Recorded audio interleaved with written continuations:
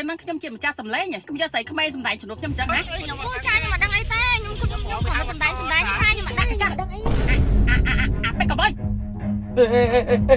ពួកឯងត្រែឲ្យចាក់ឲ្យផងអើយចាក់ឲ្យផងអូពេលប្រពន្ធទាលុយតិចក៏គោសថាមានទេឥឡូវមានលុយមិនថត់អមវិញហ៎អូជឿ